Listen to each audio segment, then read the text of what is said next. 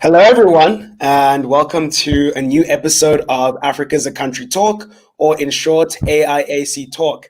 My name is William Shoki. I am the staff writer at Africa's a Country, and with me is the magnificent Sean Jacobs, co-founder and editor, and we are the co-presenters of the show, Africa's a Country's weekly discussion and interview show.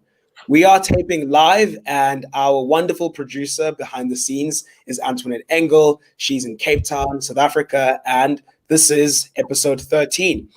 Please visit our Patreon at patreon.com/Africa's a Country. Africa's a Country, no IS. And watch last week's episode where we discussed what the recent political history of Malawi tells us about the future of democracy in Africa, as well as whether we can broaden what we mean by feminist justice. It's a great show, and please be sure to check it out. And by the way, look out for an article on the site that Will wrote about the viral song Jerusalema. We're going to get him to do the dance, actually, for the Instagram account. Nope. I will quit. Go ahead and protest. No, I will stamp my rights as a worker, and I will refuse to be made into a minstrel act. I'm not going to do the dance. Well, you might get the fate of the Arsenal mascot. Anyway, when you read Will's article about Jerusalem, it's not actually what you expect. If you think we're going harder on Jerusalem, wait till you might be surprised by Will's article. Anyway, Will, you go ahead. Yeah, I mean, check it out, see what you think of it. But we Sean and I agreed last week that it's a catchy song, so we decided to give it a much deeper look. But today we have a great program for you. Our guests are Chelsea Stieber and Christopher McMichael. Chelsea will talk us through on the ideas from an unlikely and obscure source that influenced Trumpism and the global right. And then Christopher will join us to talk about the African, especially South African branch of this movement. You can tell that today I was prepared to talk about the right wing. That's why I got the haircut. I'm Kanye West's black skinhead, so I thought I'd look the part. Yeah, I'm not going to even say Kanye West he was apparently in Haiti in the last week, doing again some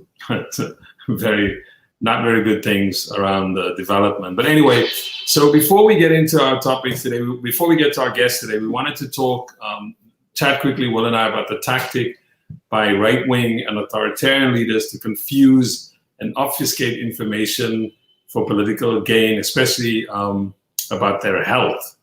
Wink, wink. And this has gotten particular attention this week as the public receives mixed messages about Donald Trump's personal battle with COVID-19, culminating with him on Monday, October 5th, gasping for air on the White House balcony. Gasping was actually trending. But apart from kind of this, this sort of meltdown of American politics, this almost like this perfect storm coming together in which sort of is in South Africa, in Afrikaans people say onoro kan eet, your undergarments are hanging out. In any case, it reminded us at least about the tendency of leaders on the African continent to give unreliable information on the status of their health. And we were just thinking about, for example, Gabon's Ali Bongo. I think this was like 2018, 2019. He was gone for 2 months and reappeared after he had apparently, the government lied about this when he turned out he had a stroke. And there's a really great Washington Post video which even suggests that he may have had Botox, because you can't even see after the stroke, you can barely see his cheeks move.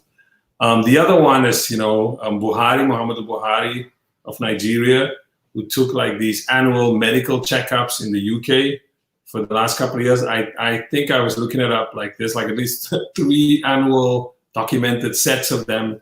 I think in one case he was gone for more than a month. And it got to a point where Nigerians even wondered if they can govern themselves without a president. Now, Nigerians get to that point. And then the third example I just want to quickly give is the president of Cameroon, Paul Biya, who just basically would just go away for months on end. I mean, I'm assuming Trump, when he reads or hears about this, must be really envious. This guy just goes away for a couple of months to Switzerland, and then he stays in a Swiss hotel. And basically, when he gets confronted about the fact that he's never seen, because he's been the president since 1979, and I think it's almost 90, he'll just say, "Oh, I went to interview foreign investors," and of course, his supporters they believe it. But yeah, I mean, Will, what is your sort of take on this kind of thing?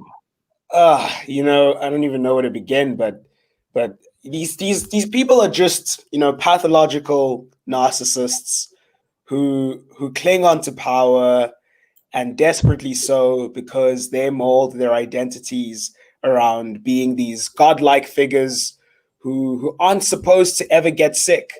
That's why they keep having to get these treatments to conceal the fact that they're unwell, to try and scoff it off like it's something minor, because power to them is not a vehicle to do something with it, but it's a vehicle for their own egos and their own esteem. So it's just, yeah, I mean, I don't know. Sometimes I wonder that politics is always doomed to attract narcissists of all kinds, and in weeks like this, you just feel like that's right. But I think the last word on this goes to the northern Nigerian photographer Fatia Bubakar, who remarked on Twitter, and it's an absolute zinger, when she says, "I thought that as Africans, we had seen it all, but this time America wins the Oscar for drama, suspense, comedy, tragedy. Even the sick president saga has outdone the African president stories of ill health and lies with the classic mix of pomposity and pride." And I don't think either of us could have said it better. So that's brilliant from Fatia, and we appreciate the spice over there. No, excellent. And then because we got a couple more minutes left before we get to our guest, you wanted to highlight another story on the website. There's a story on the website. I mean, that story we put up is an older piece about the health of African presidents, which I would recommend people go read, by Anakwa Dwamena, who was on the show 2 weeks ago to talk about Nkrumah. But there's another story you wanted to highlight, which is slightly related. Yeah, I mean, this is a piece by Vic Sohoni, and it's just dropped on Africa as a Country. Everyone should give it a look. It's called "What Africa and Asia Can Teach Each Other." And basically, I mean, it's extremely timely, because we're watching America's political dysfunction happen in front of the whole world, and it's happening without them being ashamed of it. And so it's one piece that, as you're watching America crumble, you feel a bit of Schadenfreude, and you cheer it on, and you say, yes, America must burn. I guess you always are left wondering, what's a post-American world? What's a world in which we don't have the superpower that dictates everyone's concerns and everyone's interest in politics?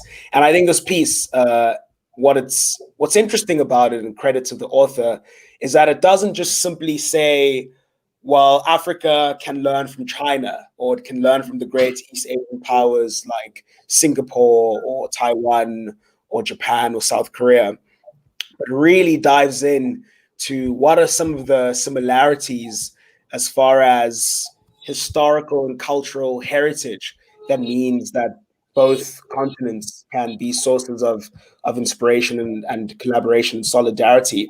And the two countries that it draws attention to are Vietnam and Laos, who have proven to be remarkable successes during the COVID-19 pandemic.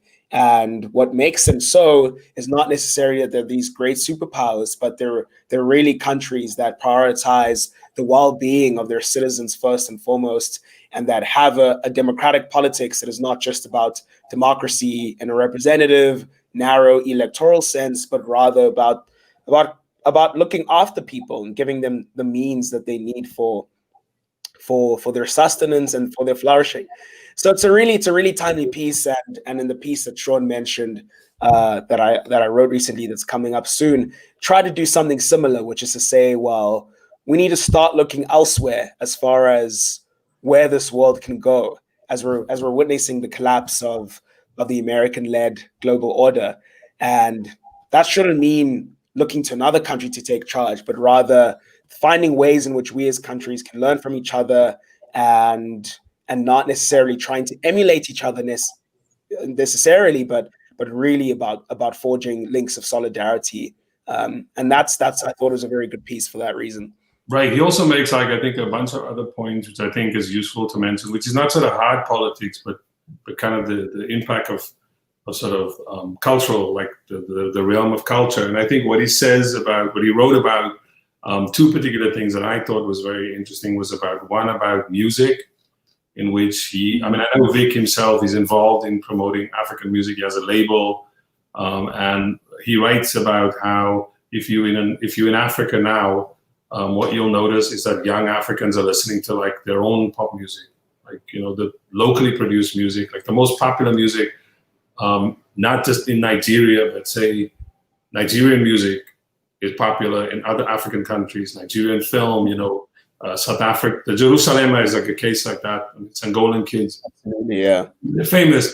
And he quotes the writer Vincent Bevins. We also have a piece on the website about a new book that he wrote called The Jakarta Method, which is about a different way of looking at understanding the Cold War. Hopefully we'll have him on some time, where he writes about how if you're in Jakarta in a mall, you will not hear Indonesian music, you will not hear Japanese music, or anything from Asia.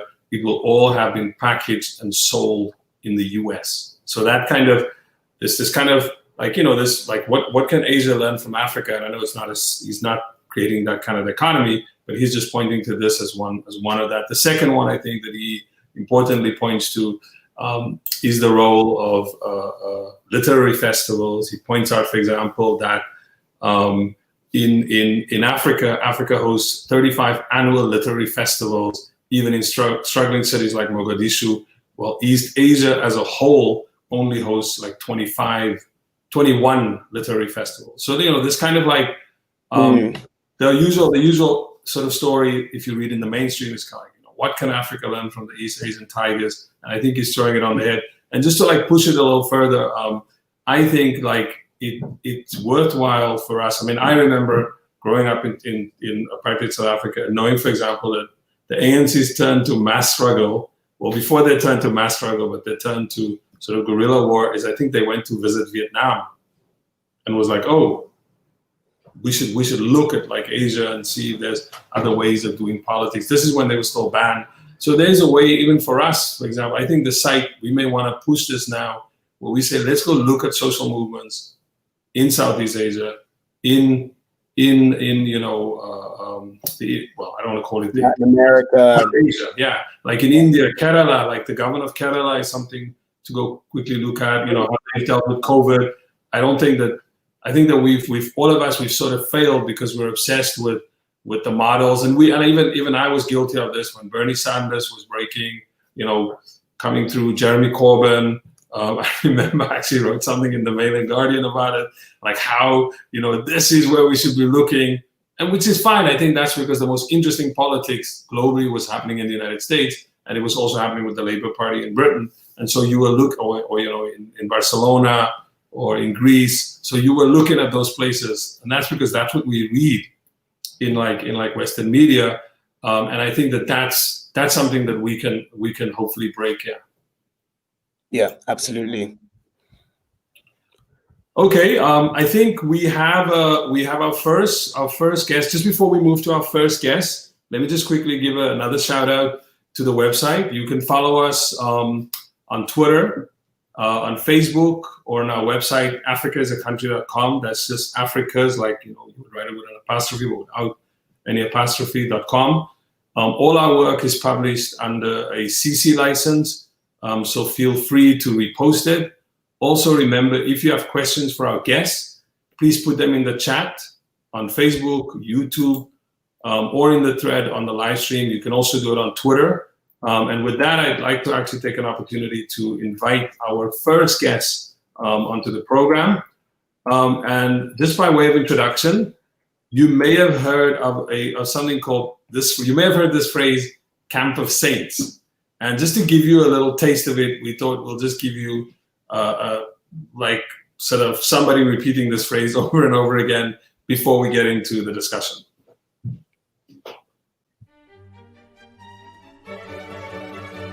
This situation in Syria just didn't pop up last week. You can't say it any other way. It's been almost a camp of the saints type invasion. Really, it's not a migration. It's really an invasion. I call it the camp of the saints. Off of the apocalyptic novel written in France back in the 1970s that people said was racist and nativist. I mean, this is camp of the saints, isn't it? This kind of global camp of the saints. We are in an outright war against jihadist Islamic fascism. What we call this Muslim invasion of Europe. I don't know how you call it any other thing, but a Muslim invasion. This thing just didn't happen by happenstance. These are not war refugees. It's something much more insidious going on. There's something deeper when they see the potential of civilizational jihad as personified by this migrant crisis. There's clearly a fifth column here in the United States that needs to be dealt with. Don't we have a problem? We've looked the other way on this legal immigration that's kind of overwhelmed the country. When you look and it's got 61 million, 20% of the country is immigrants. Yeah, no, is that not a massive problem? We just got to figure out who is here. There's at least some portion of quote unquote Muslims that are, if not radicalized, at least believe in Islamic supremacy. These are not Jeffersonian Democrats. These are not people with thousands of years of understanding democracy in their DNA. You only vet if you're going to let them in. Why even let them in? Those given the high honor of admission to the United States should support this country and love its people and its values. We cannot allow a beachhead of terrorism to form inside America. We cannot allow our nation to become a sanctuary for extremists.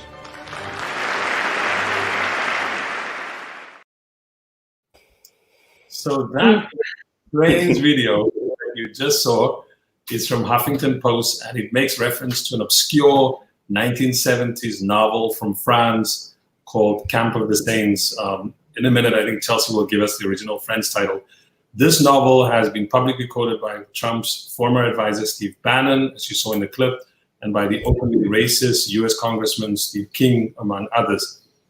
The book imagines a scenario where France is invaded by a group of South Asian migrants, and its hero, a white Frenchman, murders these migrants as well as their white allies. And our guest is Chelsea Stieber. She's an associate professor of French and Francophone Studies at the Catholic University in Washington, D.C. She's the author of Haiti's Paper War, Post-Independence Writing, Civil War, and the Making of the Republic, 1804 till 1954, which was published by New York University Press this year. And she's currently a 2020 ACLS, that's the American Council of Learned Societies fellow, working on a new project on Caribbean fascism, which is what we want to ask her about because we can see where this is going. And she actually wrote for us about this novel and its US influence, which you can read on the website. But first up, Chelsea, can you take us, just for anybody who's like, why the hell are they bringing up this novel? Just quickly, take us. I sort of gave the Crip Notes version of it. Can you just take us through this novel, through the plot? What is the plot of this novel? Yeah, no problem. And thank you for letting Steve Bannon do that work that he did, working so hard in that clip for us, so that I don't have to.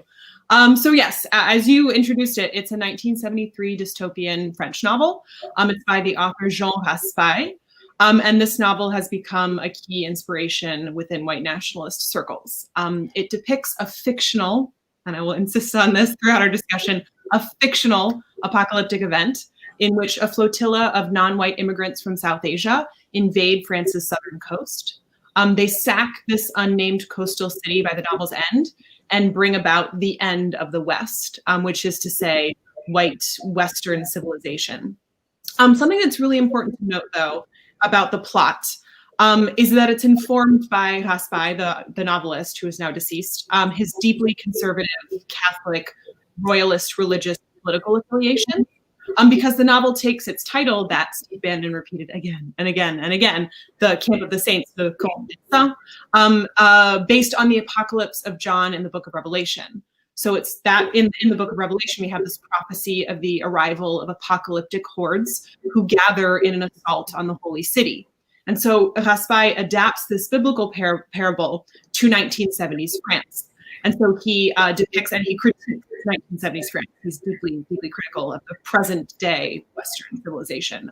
The unprepared French army, the divided Catholic Church, and the foolish, compassionate Pope, the French elite, communist hippie youth, and the nameless, faceless masses of North African and sub-Saharan immigrants that are already packed into France as he depicts them. And then the half-naked, only half-human hordes of migrants from South Asia who are, the novel is just this sort of like ticking time bomb of them arriving.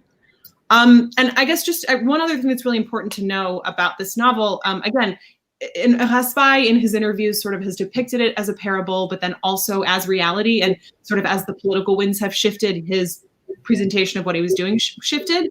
But he really frames this as a crisis of migration. And in a subsequent afterword, and I'm just going to quote from it to really drive this home, he said about migrants and a migrant crisis, I quote, "To let them in would destroy us. To reject them would destroy them."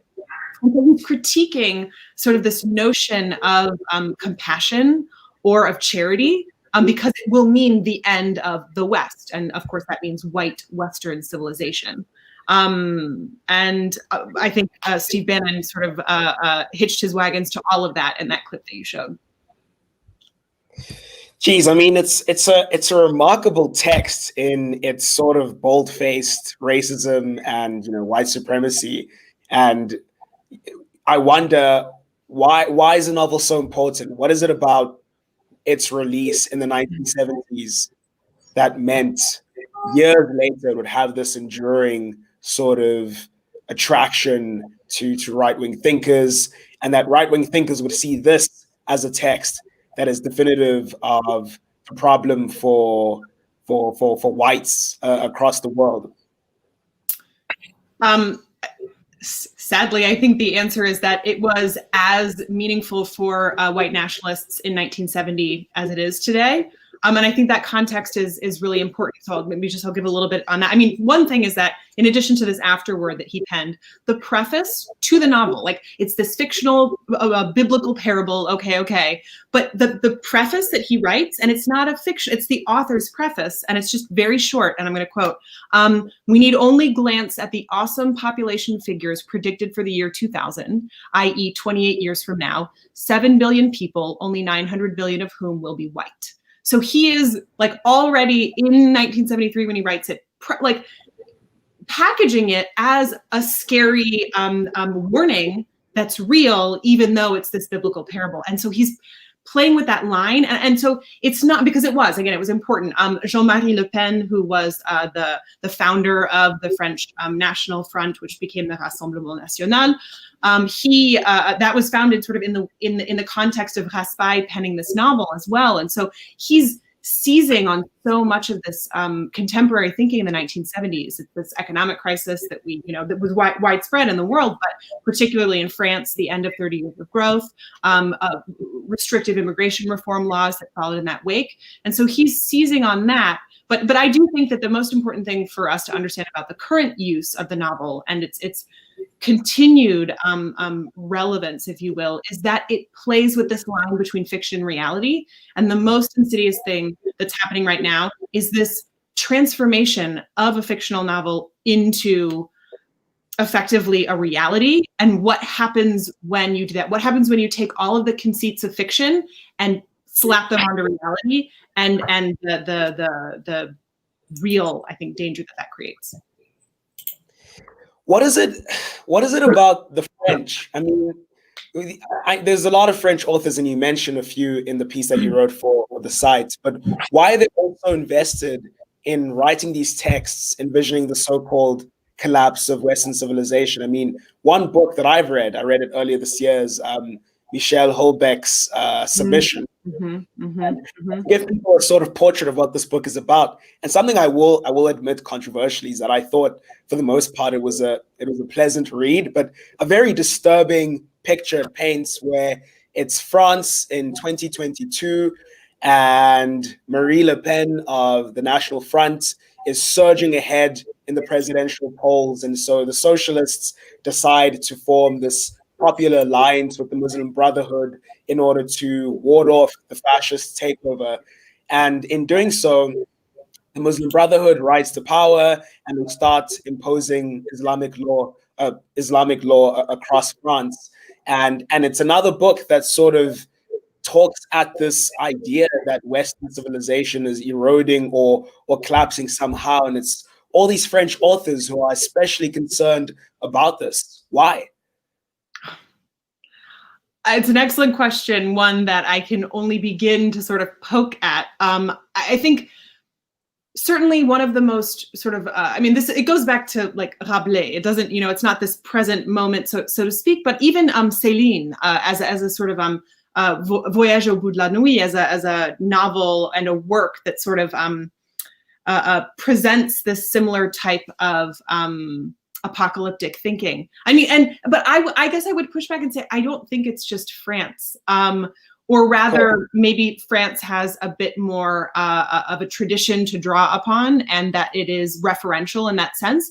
But and I've had some fun conversations with this about other interested researchers, but this looks a lot like maybe a zombie apocalyptic kind of tale. World War Z. A fellow researcher, Greg Pierrot, who is at University of Connecticut, draws that connection very closely. So I think there's so much about France. I think about their commitment to sort of this idea of universalism, that they think that, I am not French and I will not speak for all of France, but at least for the question of universalism as this driving ideal of the French Republic, that has to mean, or in order to believe in universalism, you have to believe in the ability of French culture to effectively civilize, and so that creates with it, I think, its own set of tensions and its own set of critiques. What is this Western civilization? How do you define it? What is universalism? That I think makes the French cultural landscape particularly ripe for these debates. But again, the beginning of an answer.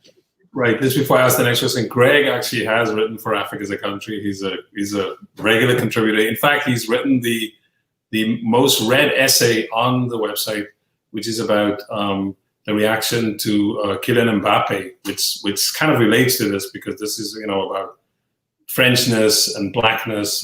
This kind of, as you said, the universalism kind of rubs up against the sort of, if you want, diversity. But the question I want to ask then next is then this stuff travels to the US and it gets here it doesn't get here through the back door. Again, in your essay, it comes to the US via a very mainstream American publisher, and the translator of the book is not some obscure person. It's also a very respected translator, right? Yeah. Yeah, that to me is maybe the second most, most important things. It's just how so first, I think, and I'll go through a little bit of that background. It was translated as a literary sort of object, right? And very much so. And it's that move away from that I find the most fascinating, and how that slippage occurs. But yeah, well, first of all, it's been translated into 12 or more languages at this point. So it's a continual touchstone for white nationalists on the internet. But so yeah, it came via Scribner, which is a well-known publishing house, and Hemingway and Stephen King are in their stable of authors.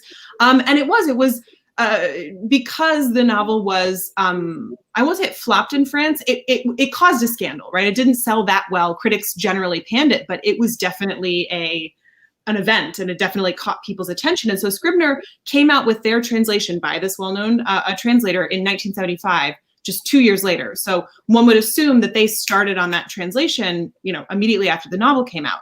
And it's interesting, I just have a quote from the jacket of the book, because there's not much in a way of a preface. There's really not even a translator's preface, but the dust jacket notes that the novel was already a sensation in Europe, and that, and I'm quoting here, "No one will forget it or remain unaffected by the questions it raises about the future of the world." And so this is about all of that 1970s population crisis that Raspail gestures to in his framing of the book, and this fear, this movement of environmentalist conservationists / population control enthusiasts who start, fundraising and creating nonprofits to do this kind of work. And so I guess that's the point that I want to kind of turn on here. This is where it starts to really get into the US in an important way. It's not, how many novels get, translated and they're an event and then they go away. It's that this translation happened and then the book, and they use the same translation. And I'm so curious to know, I want to do a bit more research on how and why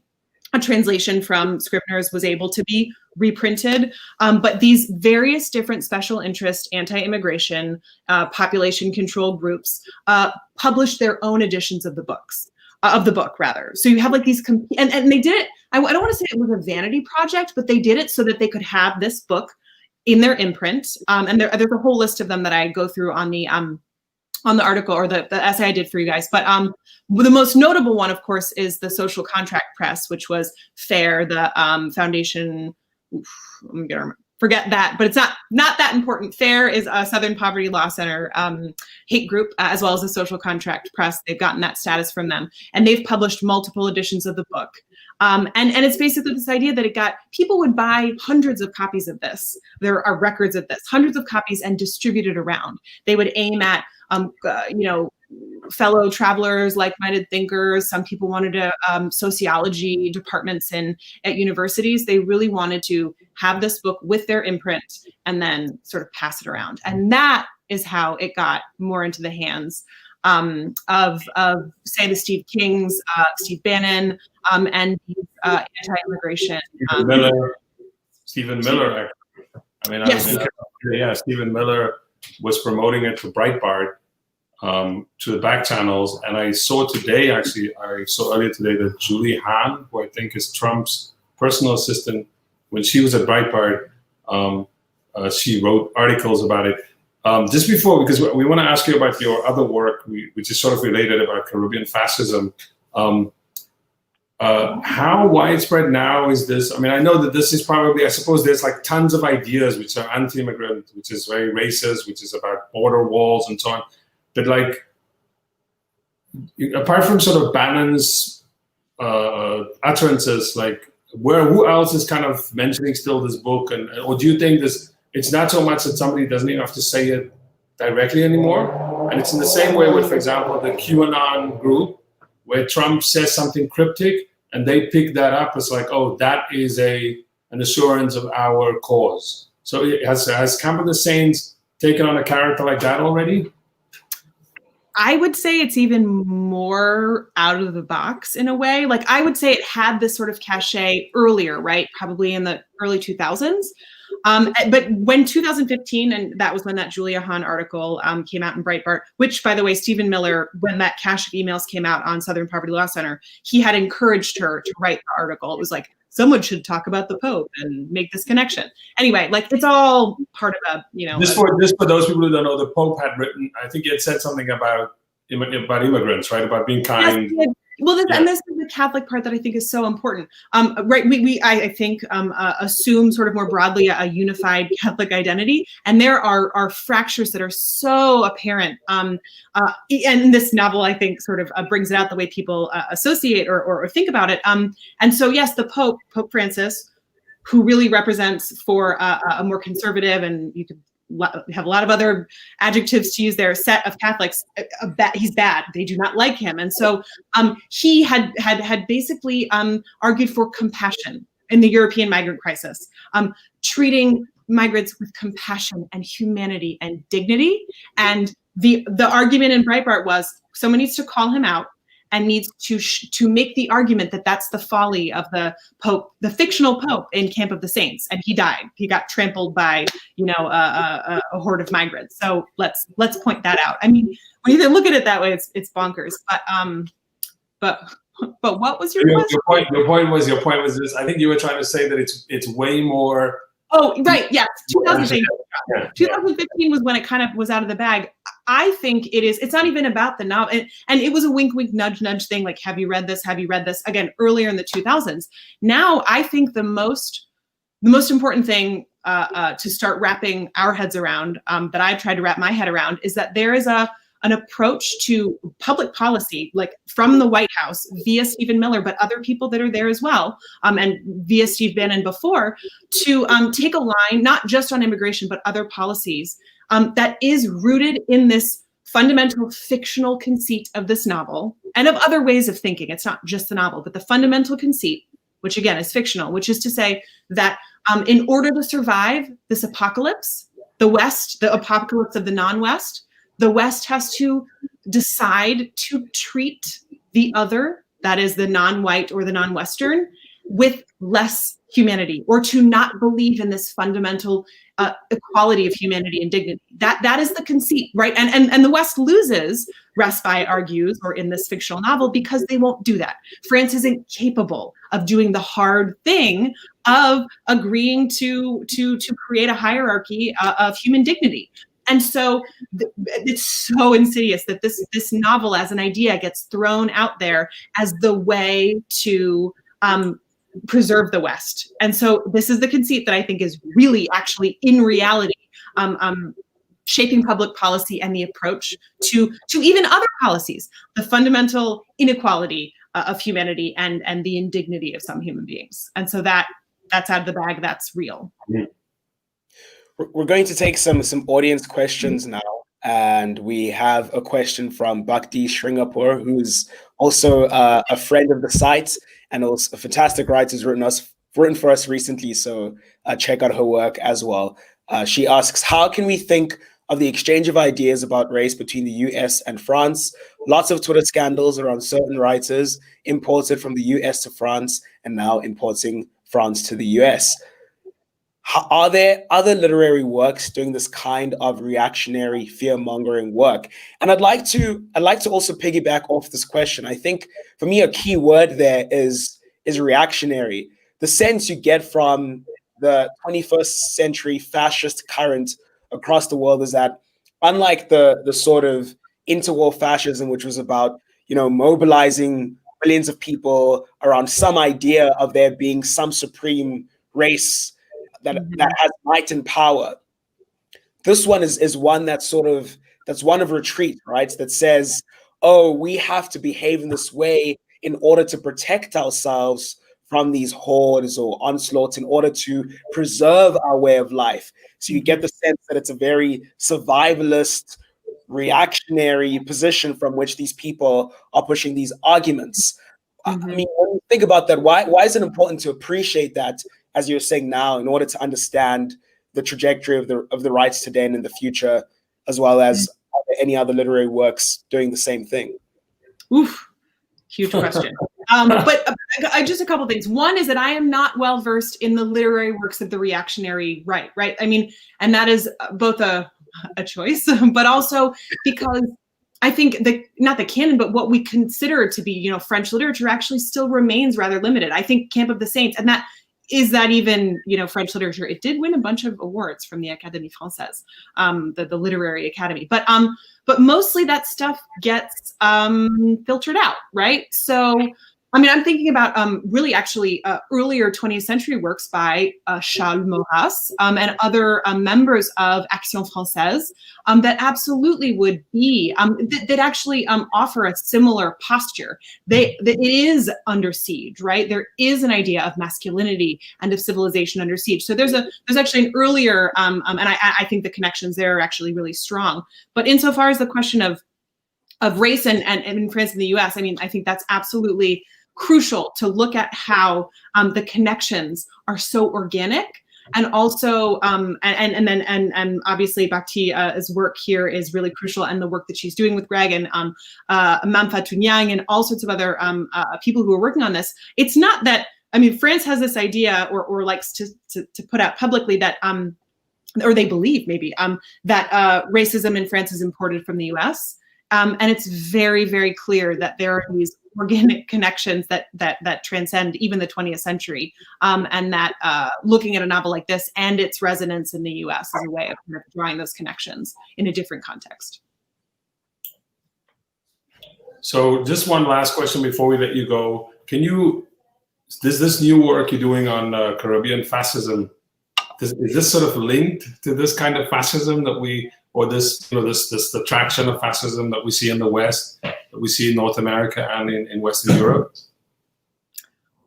Yes, I mean, in the sense that surprise. In my mind, it is all connected. I mean, of course, it's grown. I mean, I had joked earlier that it doesn't really, I appear to have a very sort of mixed bag of research interests. But the fact of the matter is that's not the case at all, and that there are some really profound connections. I mean, my book has a bit of it, but there are some connections between far-right nationalists in Haiti and in France in the interwar period. But that I also, I work on Caribbean fascism is really to get away from this idea of fascism as an importation or an imitation, and to really look at the homegrown and the hemispheric or American context of fascism that make Caribbean fascism something that is even more profoundly rooted in colonialism and in the lived space. Because to now, I mean, there's not much on Caribbean fascism as a concept, but also much of it turns on this idea that, well, it's just fascism in the Caribbean. And I want to kind of challenge that and think about what it means to think about Caribbean fascism, which is its own, and drawing out of work that some people have already done on Haiti and the Duvalier dictatorship, but really trying to broaden that out to Martinique and Guadeloupe, which obviously have their own relationships to the French metropole, the Dominican Republic as well, and Cuba, although research under this current lockdown makes that maybe for an article later and not the book. I would love to talk about the Dominican Republic and Haiti. Trujillo is interesting regime, but there's also somebody who people often don't talk about. He was prime minister briefly. He was a radical, Leon. I'm gonna get his name at some point, from Dominican Republic. He's one of those sort of unsung political radicals that nobody talks about because he's from the Dominican Republic. But that's for another time. We want to thank you for coming on the program, Chelsea. This was great, and I hope our viewers learn how to make the connection. So thanks for coming on. We're going to have you back at another time again. Yeah. Thank you so much, guys. One more question. Is the novel worth reading? Should we read it? Or have you done I say in the piece for Africa as a Country, I read it so that you don't have to. And what I say, and I will say, if you do read it, you have to center yourself and say and repeat, I believe in the fundamental dignity of all human beings. And create a little, safe space, because stand within a plexiglass shield. There you go. Yes, a plexiglass shield. You might be protected. Yeah, stand within a plastic. Read it. Put the book on the outside of the plastic. You stand inside it. Thank you very much. Yeah, thank you, guys. Be well. Great. Thank you very much once again to Chelsea. And moving on to our next segment, which is closely linked to what we've just discussed, and there'll be plenty of overlap. But right now, we'll be exploring the rise of right-wing politics in South Africa. South Africa is a hotbed of right-wing thought and practice. Since the end of white minority rule in 1994, sections of South Africa's white population have remained steadfastly committed to the idea that a multiracial society threatens their apparently distinct racial identity plus social and political dominance. Very much Camp of the Saints vibes. Although this has been a mainstay of South African politics, there has been renewed interest in some key right-wing talking points. In a significant pivot this year, South Africa's official opposition party, the Democratic Alliance, has publicly campaigned to have the murder of white farmers be declared a national emergency and categorized as hate crimes, treading not far from the right-wing conspiracy theories that claim there is a white genocide ongoing in South Africa. In fact, as early as today, there was a protest against farm murders that turned ugly, and we're going to talk about that in a bit. But is a right-wing South Africa only about white identity politics? Where does rising xenophobic sentiment, most recently finding expression in the online Put South Africans First movement, fit into all of this? And what links exist between the South African right wing and the global right, especially in the age of rampant conspiracy theories like QAnon? Joining us to help make sense of all of this is a South African political scientist and writer, Christopher McMichael, who has written extensively on these subjects for Newframe, and you can check out all of his excellent work over there. Chris, I want to begin by putting you on the spot. Is or isn't there a white genocide happening in South Africa? Oh, firstly, hi everyone. And I mean, I'm just going to say, as you can see by my pigmentation, and I'm pretty sure there's no white genocide in this country. I mean, obviously, yeah. Like, I mean, right-wingers would say that I've been so brainwashed by cultural Marxism that I can't recognize it. But it's as the facts and figures have shown, you know, violence is a very severe problem in South Africa, which affects people of all races. And the kind of white genocide theory is really disturbing because it's taking a very legitimate social problems, which is criminal violence in South Africa, and then channeling it into these very sort of reactionary ends. As we saw, as you mentioned today, there was an incident where a white farm worker was, it's like a very sad incident. First, a white farm worker a white farm worker was murdered, and it seems like what happened was he was in quite a remote area, and there were some criminals had come in to steal some cattle, and they obviously killed him. So very sad incident. But police have actually arrested 2 of the suspects. What actually seems to have happened is that kind of online right-wing media in South Africa has been sort of inflaming sentiment, and there were protests today, which included AfriForum, which is a white nationalist South African organization. And just from what I'm reading, I get very much the sense that they were very much inflaming sentiment, because especially on the more sort of conspiratorial parts of the right, they've claimed that, you know, the government is either colluding with farm murder or is covering it up in some way. And yeah, I mean, I thought that was very helpful. Kind of an ultimate, sort of a. And just to ask a follow-up question. I don't know, Sean, if there's anything you want to. Yeah, I wanted to just so if you're unfamiliar with South Africa, I mean, because you threw around, like, for example, the name of something like AfriForum, who some people might think or refer to as a civil society organization, and it seems that you are classing them as part of this. And just to sort of throw that out there, I mean, they're famous, for example, for going on speaking tours of the US, meeting with some of the very people we mentioned earlier, like Steve King. I'm not sure if they've met with Bannon, or even, I think they may have gotten a selfie with Trump. But like that organization in South Africa, they have a reputation as like a civil society organization, but you kind of making them part of the right. Can you just quickly just give us sort of like the scaffolding of the right? Because that might be helpful too. Yeah, I would say that in South Africa, so there's a few different things going on. The one thing is a very sort of the hard kind of extremist rights, where you see sort of survivalist groups like Desatelanders, for example, who themselves have this kind of camp of saints sort of apocalyptic thing. And they literally, you know, they have training camps where they're training to use weapons. And they've had, for example, politicians from the AFD, the far-right party in Germany, have come out here to do training with them. Then AfriForum is kind of in this, as you said, they present themselves as a civil rights or what they call minority rights organization. And they're very, very careful about the language they use. So, for example, they don't use the phrase white genocide. They use the phrase farm murders.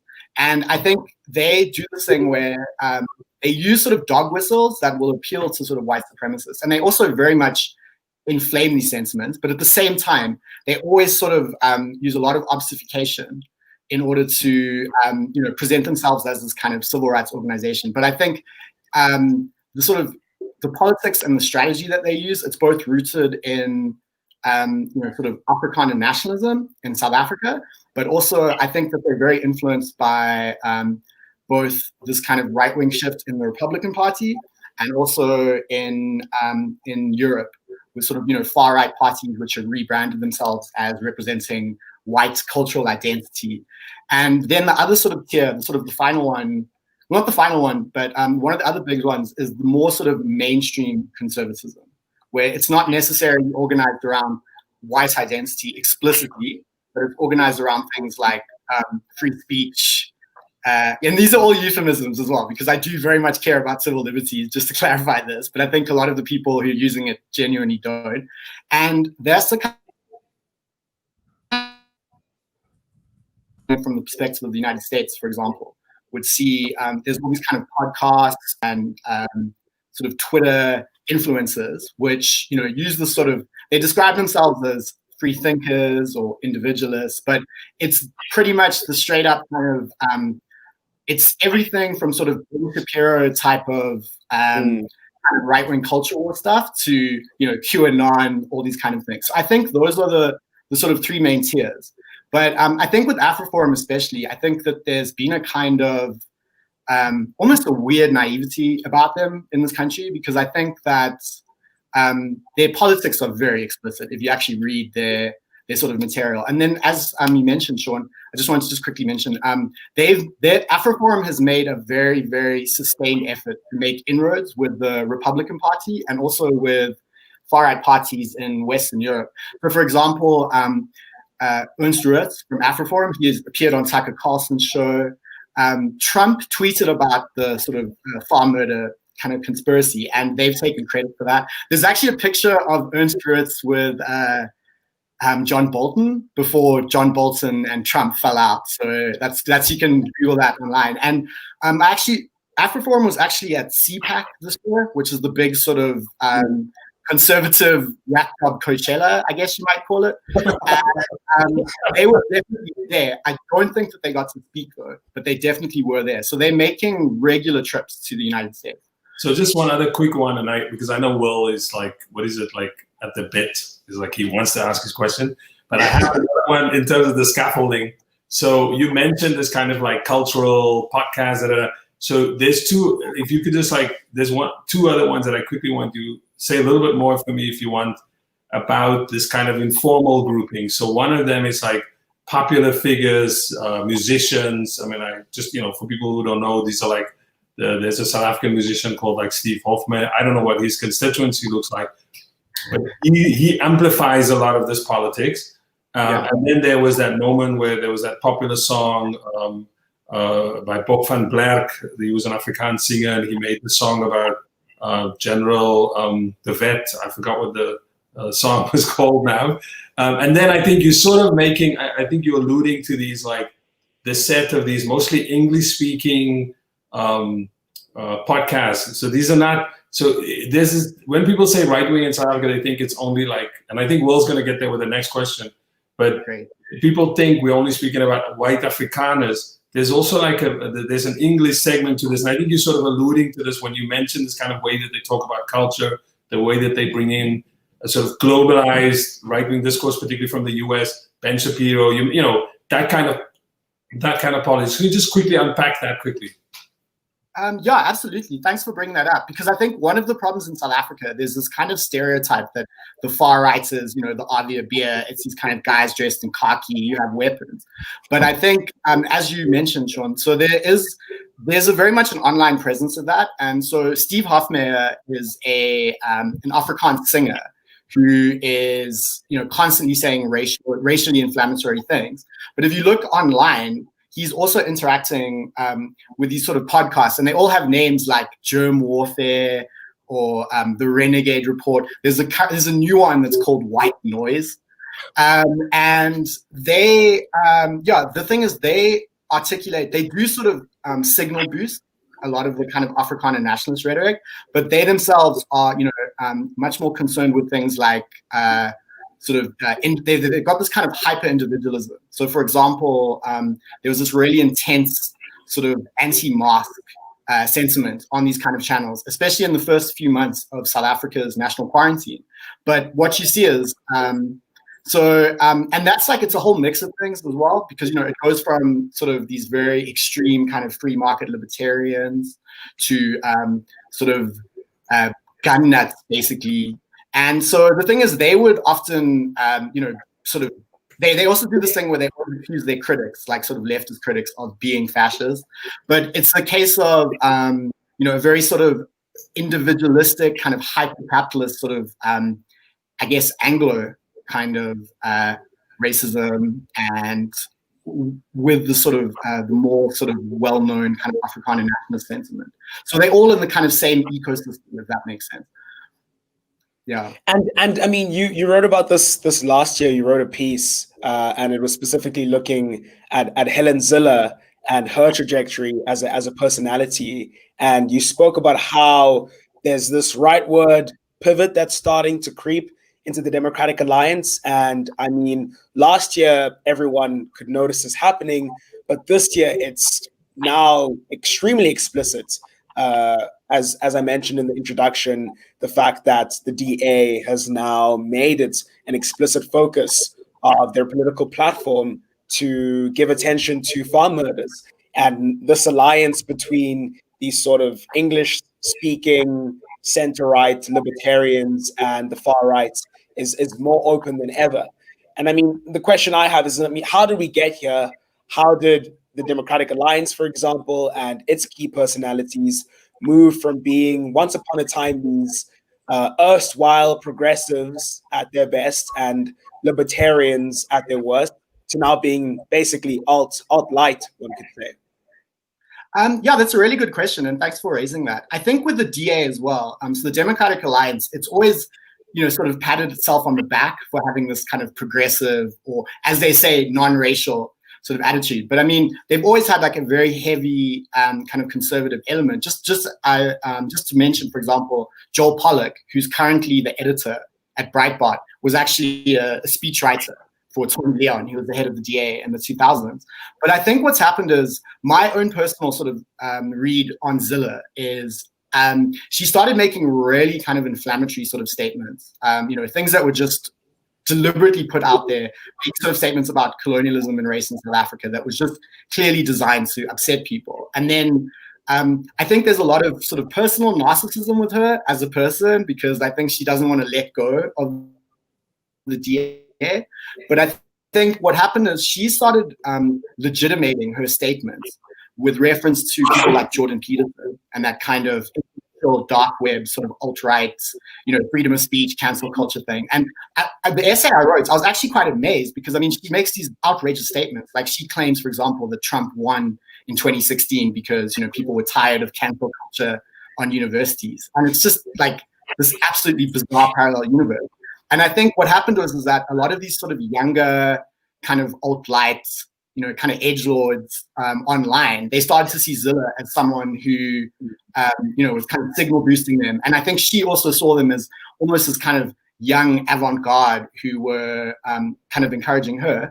And then something that happened was, last year, the DA took a big knock in the 2019 national elections in South Africa, and it lost quite a bit of support. And if you actually look at the reasons, there's a lot of reasons for that, including a lot of sort of institutional failings within the actual party itself. But what's happened is there's this sort of Zilla tendency, which, and it's also very important to mention, there's a think tank here in Johannesburg called the South African Institute for Race Relations. And Zilla was actually a fellow there. And there's almost a bit of a revolving door going on between them and the DA. And basically the sort of upshot of that was that this kind of right wing within the DA convinced themselves that, the reason that they had lost support was because they weren't taking a sort of conservative enough stance on issues like race and wealth redistribution. And I think it's a case of, that's kind of, I also think it's the case of, the party's looking for a kind of direction, and they have this kind of existing sort of ideology and kind of media sphere to kind of draw on. Yeah. I mean, something I wonder about is just to ask as a follow-up question is how much of, why has it become the case, and this is to make the connection between the global right, that the DA has conceived itself as being this political party whose main task is to fight the culture war, and it imports so much of the American, Ben Shapiro ecosystem language, its argumentative tricks and its talking points, and it's such a strange thing that it's doing, because a lot of it is just completely inapplicable here as far as the main issues that affect the day. So you wonder if maybe they're just extremely online and they inflate the importance of a lot of the stuff, or do they see this, and this relates to your question about them taking a knock in the 2019 election last year, as a winning strategy. they're playing the game correctly in sort of accepting that a lot of the concerns, a lot of the controversies in politics nowadays are determined online. And that's where a lot of people sort of derive a lot of their political motivation. Do you think that's kind of the strategy that they're playing at as far as the long game is concerned? I think there's definitely that has definitely fueled it, because just to go back to, for example, so there's this SA Institute for Race Relations, which it describes itself as a liberal think tank, but they're indistinguishable from the Cato Institute or the Heritage Foundation. They're a sort of a straight up Republican style think tank. And if you read their sort of internal reports, they explicitly use terms like the culture war and things like that. And I think they've definitely had a big role in convincing the DA that this is a winning strategy.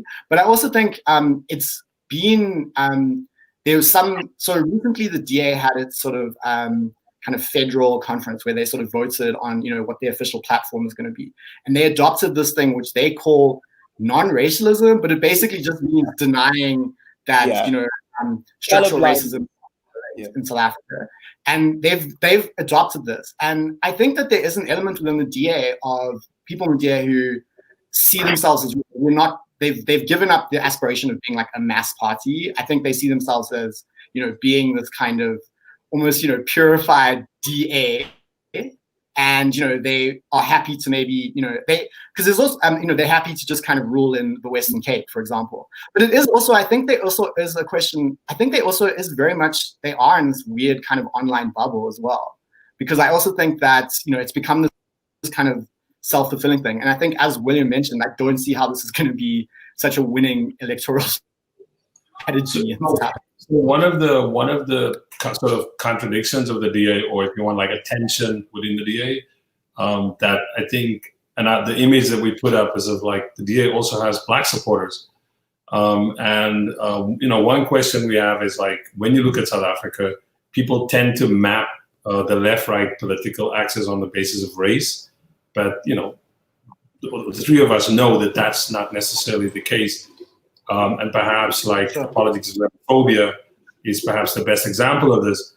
And just by to ask this question, in one state, Herman Mashaba, who was the mayor of Johannesburg and was a DA mayor, I mean, he's now since left the DA, while he was mayor, he was openly hostile to migrants and targeted them during his tenure. And if people are interested, you should read the piece on the website called Herman Mashaba Wants You to Forget, because he's now trying to run a different political parties, sort of refashioning himself. And he was once part of the DA before he resigned about spat over racial transformation. Can you say something about this other part of sort of the right in South Africa, that it's not always necessarily, we pointed out this kind of white ecosystem of the right, but there's also the way that they are connecting now. And South Africa is a Black majority country. As like you see some of these ideas now also filtering into the Black majority, or it probably has been there all along. That's a really interesting question, and thanks for bringing that up. I've actually got a new article coming out about this phenomenon in New Frame next week, just to sort of find myself. But and with like Herman Mashaba is a really good example, because him, and there are also a lot of kind of smaller groups as well here, which are expressing this very much kind of South Africa first sentiment, and they are very much using a lot of this kind of language. But what's also interesting in the South African case is that they also draw on, sort of nationalist and leftist critiques, but to justify xenophobia. So what they'll do is, for example, is, claim, for example, that, South African sovereignty is very, very important as a post-colonial country, and, allowing immigrants in from other African countries is an insane double standard. It's just, and so what happens is that language is, it's not necessarily articulated in a way that we would see it as, part of, like, for example, the white right wing, but there's definitely that overlap. But I think what's happened now in South Africa is quite a disturbing thing, where you're starting to see this kind of right populism, which is articulated through xenophobia, but it addresses real questions. So it will acknowledge, for example, poverty in South Africa and how poverty is racialized and things like that. But then the solution is the kind of Bannonite solution, where, it's supposedly you get Fortress South Africa, you'll deal with all the kind of political problems. And I think just to add on that as well, I think a big problem in SA is that and has a very sort of problematic attitude with xenophobia, because they'll report on sort of xenophobic incidents, but they sort of use the illegal immigrants kind of rhetoric, and they sort of continue to normalize it. So I think that's something that's definitely sort of emerging, but it's not necessarily in conversation with this kind of white right, but I feel that they're not mutually opposed to each other at all either. I think they're kind of projects which can run parallel to each other. Yeah, that's super interesting. I mean, you mentioned one of these movements that are cropping up, the Put South African First movements, the hashtag Put South African First movement. And what I find so interesting about this iteration of xenophobia and nationalism, as you've already alluded to, is that the class composition of this is like quite sort of middle class, right? In the sense, and it tries to distinguish itself from earlier waves of xenophobic violence in the country by marketing it as being more enlightened, respectable, and cosmopolitan, and non-threatening, right? As is the strategy of a lot of South Africa's right wing as well. And I mean, what do you think is happening here? And I think a related question raised in the comments by Katarina is the parallel to ADOS in the US, which is the movement where people who claim to be the rightful descendants of slaves, right? Where basically it's this pivot that is about being enlightened, right? About being learned and making sort of considered arguments in favor of a position, rather than being this outburst of frustration or insecurity, and finding an audience for that on social media with people who are well versed at making these arguments and who will go to great lengths to do so. Yeah, I mean, thanks for really raising it. And I mean, the ADOS one is a really interesting parallel, because just an example I noticed recently. So there's a pretty small group called Black Land First in South Africa. And it was a breakaway from the EFF. And they have I can't really go into the details, but they have a pretty unsalubrious past. But just to give an example, so recently I've seen on some of their online things, they've been, combining these sort of, calls for land redistribution in South Africa and things like that, and sort of using kind of decolonial language, but then also, endorsing these absolutely wild theories about things like the Rothschilds and things like that. And I think what's happened is that if you look at the history of fascist and reactionary politics in the 20th century, there was always been this process of a kind of creep. Sort of authoritarian politics draws on left-wing or progressive ideas to sort of legitimate itself. And I think what's happening now with this kind of new wave of xenophobia, which, as you said, is quite a bit more sophisticated, is that it's addressing things which are very true about South Africa. Like, South Africa has, massive unemployment. It feels like it's a non-viable society for so many people living here. And I think what they're doing is that they are drawing on, very real sort of social pain that's there, and, making this kind of visceral connection, but then just offering this absolutely really, really disturbing sort of solution, which is just going to result in kind of more violence. But I also think something I have noticed as well is the media coverage of this new kind of more sort of, South Africa first trend has been, I think, pretty shoddy, because it's often taken these groups at their word. So it'll, for example, in the article I've got coming out next week, there's a quote from a newspaper article, and they say that they asked the rally, or there was a small rally outside, I think, the union buildings, and it had like very rabidly sort of xenophobic sentiments. There was about 100 people there. And then they asked the organizers, and the organizers said, no, we're not xenophobic. It's just about crime. And that's sort of reported in the news report without kind of qualification. So, I think it's quite disturbing, because I think it's something that could have, I think the kind of white right-wing politics is much more going to be in these kind of white sort of enclaves and kind of cultural enclaves. But I think this kind of right populist xenophobia is something that needs to be really, really looked at very closely in South Africa, because I think it has a chance to really get a lot of political influence. And I mean, just reflecting on our inability, as you've described now, to sort of pierce through a lot of how these people present themselves. One wonders if it's also a function of the ascendancy of the economic freedom fighters, this political party in South Africa, which is the third largest, which is officially Marxist-Leninist Fanonian, and which officially is Pan-Africanist, right? They come out blazing each time there's spates of xenophobia attacks to say, we condemn that, we must be Pan-African as South Africans and express solidarity to our African brothers and sisters. But at the same time, there's so much about it that expresses this right-wing populist sort of these instincts, right? And bringing all sorts of bizarre concerns and focuses in its politics. I mean, I remember when Floyd Shivambu, who I think is the general secretary of the EFF, was promoting this sort of quack Nigerian doctor that was being promoted by Trump, and saying, just sort of leaning into this whole idea that coronavirus is a hoax and you could take these home remedies. And that's, again, largely in social media. There's so many aspects to the EFF's politics which seem to fan the flames of this other stuff, but officially in its posture, the EFF claims to not be in favor of that. And I think it's kind of, fudged our ability to make sense of how this stuff emerges. Yeah, absolutely. I think it's also partly a function. I mean, as you were mentioning, for example, with the EFF citing Trump's, that doctor of his, for example. And I think one of the things we really also need to look out for, and it's something I think Chelsea kind of mentioned in her discussion of Camp of Saints, is that I think a very much of the thing about this rising kind of right-wing populism, it's not necessarily the case that, every organization is taken a right-wing turn or, has adopted a specific ideology. But what you see is the shifting of the kind of cultural Overton window.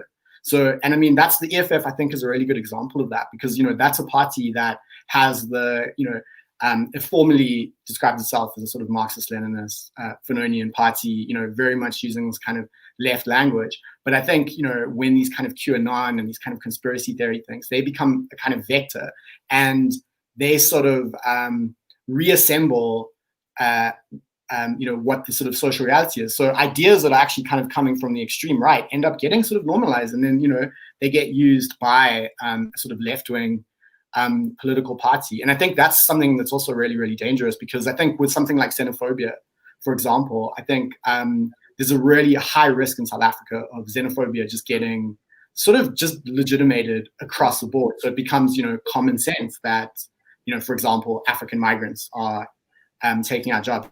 So we have a question. So I think it's, yeah, sure. No, finish your thought. Finish your thought. My apologies. Yeah, I guess, yeah, I think it's also just something as well, because I think I think that's very much something that, with the sort of EFF thing, at least that's my sort of analysis of that situation. It's not necessarily that they are in direct conversation with those ideas, but it's more the fact that those things sort of, become sort of normalized. And I hate to use this phrase because it's the most overused journalistic phrase ever, but it is a kind of a new normal. And I think if you look at people like Steve Bannon doesn't necessarily talk about, making sort of, decimating the left. But what he wants is a left that is pretty much authoritarian and populist. So it'll accept things about inequality and stuff like that, but no cosmopolitanism, no internationalism, any of those kind of things. So I think that's a real, real danger, especially now that we've got this massive economic crisis in South Africa and globally. So we have a question on Facebook from Andriata Chironda, and it's quite a long question, but I'm just going to sort of summarize it. I think her question boils down to the fact that, so AfriForum, the South African Institute of Race Relations, they make, all kinds of claims, all kinds of grievances.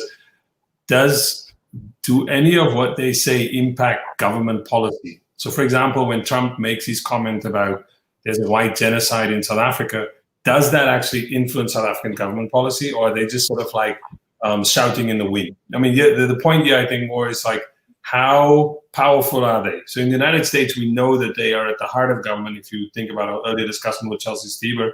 But now we're asking in South Africa, are they on the margins? And maybe I should add to that, are people like Herman Mashaba and Put South Africa First. Are they probably way more influential potentially in how they could influence government? Yeah, I mean, I definitely think that, I think just straight off the bat, I think someone like Herman Mashaba could just than groups like that, because, AfroForum and the SA Institute for Race Relations, they're not that big, but the thing is they're very, very well funded, and they have a lot of kind of influence in the South African media, because one of the things that's happened is, as the media has, scaled back on reporting and things like that, groups like AfroForum and SA Institute for Race Relations, they have a lot of pre-packaged answers and quotes for different political things. So that gives them a lot of media traction. And then I don't know so much about them influencing government policy, but something that I have noticed is that, so when, for example, Trump tweeted whatever he did about, sort of farm murders, the government was officially, kind of defensive about it. But at the same time, I also feel that, a lot of government statements kind of almost go out of their way to kind of placate these fears. Because, for example, most recently now with the sort of DA adopting this kind of claim that farm murders against white people are specific acts of political terrorism. If you look at the sort of SAPS official response, so SAPS is the South African Police Service, they sort of accept the premise that they use the term farm murders. So they just accepted the premise that this is a particular kind of phenomenon. And so I think it probably can influence government policy, but in more sort of insidious kind of ways. I don't think it'll, as you said, I don't think it'll necessarily have the same influence that it might have, for example, on the Republican Party. But I think that even though they're quite small groups, I think they are very vocal. And I think that there is a very strong possibility of them probably having some influence on kind of government policy and definitely on media and cultural spaces as well. And speaking of media and cultural spaces, this is a natural way to arrive at the last question. One thing that is featured in every exchange we've had so far is social media, and it's a big factor shaping the character and trajectory of right-wing politics here, the whole world. And the Daily Maverick published a piece recently, and we wanted actually to have Rebecca Davis to come on to talk about it, but she's recently had a baby and has to attend to those duties, and congrats to her. But she recently wrote an article for the Daily Maverick, which is about how the originator of the QAnon conspiracy theory is possibly this white South African guy called Paul Ferber, who is this washed out tech writer and just decides to take to 4chan boards and start spewing out this stuff. And in its global manifestation, QAnon is thought of as a leaning towards exclusively white nationalist thoughts. But some of its key panics, like those about human trafficking, are starting to gain traction here. And what's interesting about this is that instead of people believing it's an elite cabal perpetuating human trafficking as it's believed everywhere else, in the South African, it's foreigners who are kidnapping and trafficking people. So what's terrifying about QAnon gaining traction here is that it feels like it provides this dangerous point of convergence for the right to cross racial lines, and it's bringing this scary cocktail of white nationalists, xenophobes, religious conservatives in suspicion and paranoia. Do you think like QAnon is going to start to grow here in South Africa, or are the fears about its momentum overblown and unwarranted? I mean, that's like a really, really good question. And I think that what you sort of alluded to is definitely something you can see happening, because, there's this, in the last couple of months, especially on South African media, there's come this new kind of paranoia around child sex trafficking and its supposed links to immigrants. So I think, it's always a case of, you've got to look at the sort of national context in which ideas are circulating in.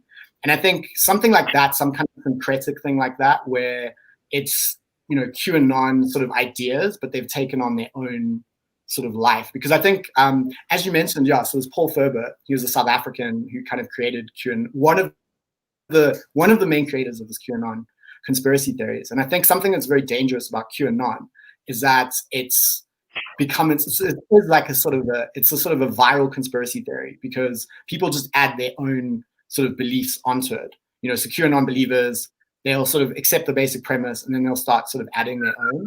And I think something that's really important to look at is if you look at the history of 20th century fascism, like if you look at Germany, for example, like the origins of the Nazi Party, those were people in the early 1920s Germany,